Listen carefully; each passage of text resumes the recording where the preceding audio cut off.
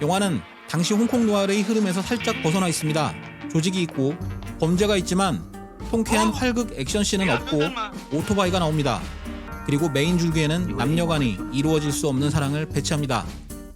당시 평론가들은 정리된 걸 싫어하는 아화와 캐나다로 떠나는 조조를 두고 소속되지 못하는 홍콩을 그렸다라고 바라봤습니다. 또한 빈부의 차이에 상관없이 방황하는 젊은이들에 대해 밀도 있게 나타내었다고 평을 합니다. 진목승 감독은 1961년생이며 2020년 세상을 떠났습니다.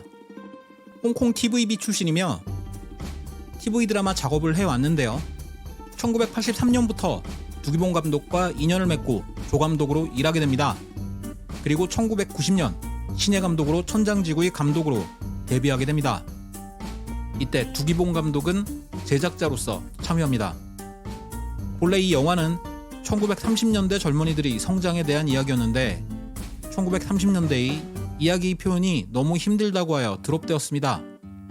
그러던 중 평소에도 레이싱을 좋아하던 진목승 감독은 드래그 레이싱을 보며 아이디어를 얻고 진행하고 아예 감독으로 참여하게 됩니다. 그리고 그에게는 일생의 전환점이 되었습니다. 유덕화는 촬영 초반까지 이 영화의 감독이 두기봉으로 알았다고 합니다. 그도 그럴 것이 실권이 두기봉에게 있었고 두기봉과 진목승의 관계도 제자와 스승의 관계였기 때문에 현장에서 두기봉의 입김이 클 수밖에 없었습니다. 유덕화는 아이돌 스타였고 1989년 지존무상의 히트로 이미 영화계에서도 스타였습니다. 하지만 원톱의 자리는 아니었기 때문에 결정적인 한방이 필요했죠. 그리고 이 영화의 성공으로 단숨에 원톱 배우로 성장하게 됩니다. 또한 천장지구의 아화 이미지는 그가 원하든 원하지 않던 그 뒤로도 상당 기간 지속됩니다.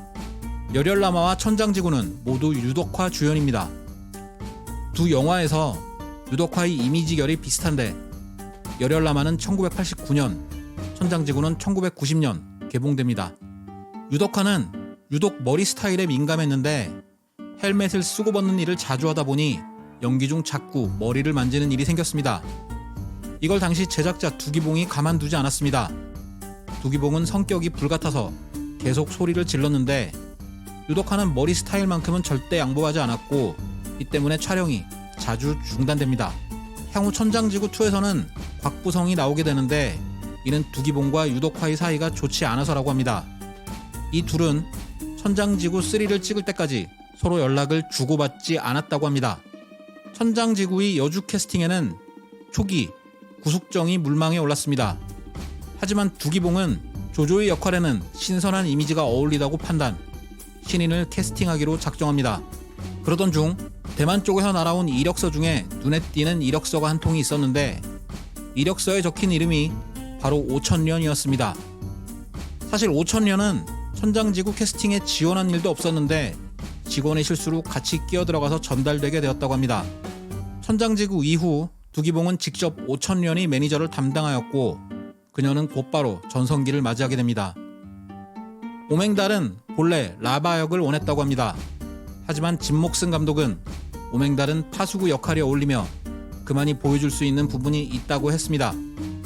덧붙여 그만이 보여줄 수 있는 역할은 개라고 하였습니다.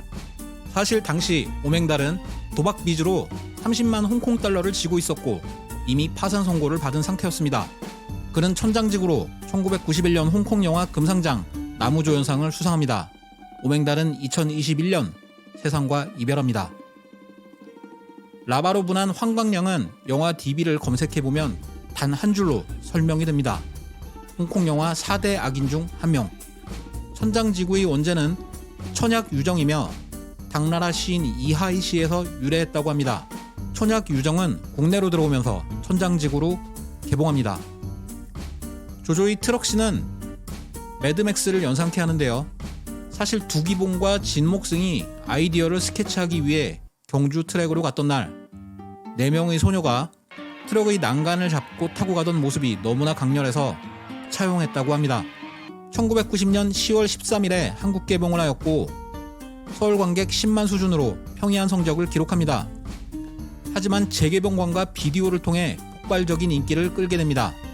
유덕화는 옥상씬과 여관씬에서 캔맥주를 마시는데 모두 칼스버그입니다. 요즘 같으면 PPL이 너무 노골적이다 라고 생각할 수도 있는데 당시에는 이 부분들이 꽤나 센세이션하게 다가왔습니다. 1997년 개봉한 한국 영화 비트는 당시 홍콩 영화 팬 사이에서 천장지구 짝퉁 논란이 많았습니다. 날카로운 시선을 접어준다면 매우 강렬한 영화이며 정우성의 오토바이 씬은 한국 영화 사상 매우 위대한 장면으로도 꼽힙니다. 유독화는 말보로 레드를 피웁니다. 가끔 커뮤니티에서 논쟁의 글이 붙기도 합니다.